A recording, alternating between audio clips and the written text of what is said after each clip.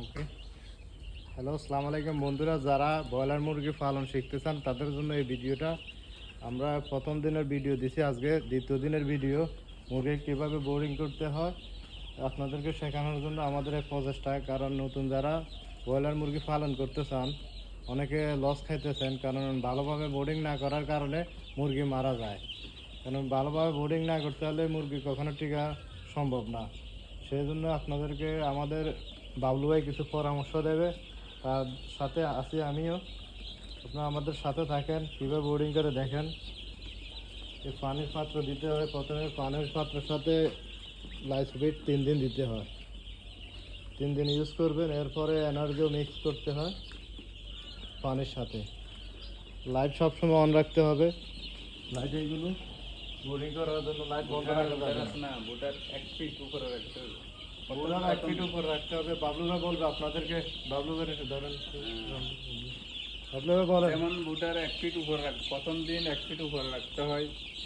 দ্বিতীয়বার যদি অতিরিক্ত গরম পড়ে তাহলে 1.5 ফিট উপরে উঠে দিতে হয়। তাহলে গরম তাপমাত্রা অথবা কোনো সমস্যা হওয়ার সম্ভাবনা থাকে না। সম্ভাবনা থাকে না এক। আর রাত দিন 24 ঘন্টা এগুলোকে আপনার দান করতে হবে, গার্ডে রাখতে হবে। হ্যাঁ, লড়াইতে হবে। যেমন কিছুক্ষণ 20 পর মিনিট পরে পরে, পরে আধা ঘন্টা পরে পরে লড়াচড়া করতে হবে। খাবার দিতে হবে, পরিমাণে বেশি না।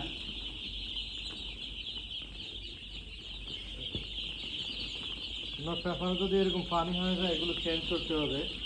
দেখেন তো এইগুলো ভিজে গেছে, এখন এগুলো চেঞ্জ করতে হবে, পার্ট বাই পার্ট চেঞ্জ করতে হয় কন্টিনিউ, না হলে বাচ্চা ঠান্ডা রাখার সম্ভাবনা বেশি থাকে।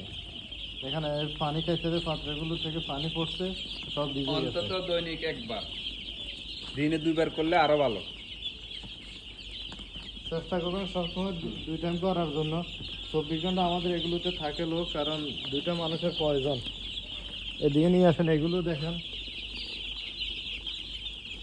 আমরা 2 পার্টে করছি মুরগি বোর্ডিং, 2 সাইডে আছে। আপনাদেরকে প্রথম সাইড দেখাচ্ছে, দ্বিতীয় সাইড এখানে দেখেন। হ্যাঁ, 2500 মুরগি আইটেম করছি। বিশেষ করে যারা নতুন তাদেরকে বলবো ফার্স্টে ট্রেনিং নেওয়ার জন্য। ট্রেনিং ছাড়া আপনারা কখনো ভুল করে এই কাজ করবেন না, কারণ ব্রয়লার মুরগি সবার দ্বারা হয় না। যেমন গরু পালন সহজ, হাঁস পালন সহজ, দেশি মুরগি পালন সহজ। এগুলোকে কোনো মেডিসিন ইউজ করতে হয় না, গার্ড দিতে হয় না, সাইডা দিচ্ছেন হয়ে গেছে। কিন্তু এগুলো 24 ঘন্টা এগুলো গার্ডে রাখতে হয়।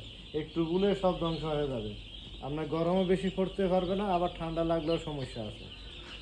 এই জন্য নতুন বাইরা যারা করতে চান, বিশেষ করে তারা উপজেলায় জেলায় গিয়ে ট্রেনিং করার চেষ্টা করবেন। আর এখন বর্তমানে ইউটিউব আছে, ইউটিউব চ্যানেল থেকেও দেখে দেখে শিখতে পারেন এগুলো। ঠিক আছে, শুধু লাভের চিন্তা করে কখনো ফার্ম করা যাবে না। আগে প্রথমে চিন্তা করতে হবে আপনার ট্রেনিং, এরপরে চিন্তা করতে হবে স্টেপ বাই স্টেপ সবগুলোই। লাভ লস নিয়ে এলো ফার্ম ছাড়া। আমাদের এটা লস হয়ে গেছে অলরেডি, কারণ আমরা নতুন লোক দিয়ে করছিলাম, নতুন লোকে কিছু বোঝে নাই। সেজন্য এখন অভিজ্ঞ লোক নিয়ে আসছি, তার মধ্যে দিয়ে আমরা এটা চালাইতেছি। ইনশাল্লাহ পরবর্তী মেসেজ আপনারা পাবেন আমরা কীভাবে এটা পরিচালনা করতেছি। বাচ্চাগুলো দেখেন খুব সুস্থ, বিশেষ করে A+ গ্রেডের বাচ্চাগুলো লওয়ার জন্য চেষ্টা করবেন। A গ্রেডের বাচ্চাগুলো সবসময় ভালো থাকে, তারা ভ্যাকসিন করে দিয়ে থাকে। কম টাকার জন্য কখনো সস্তা বাচ্চা নেবেন না।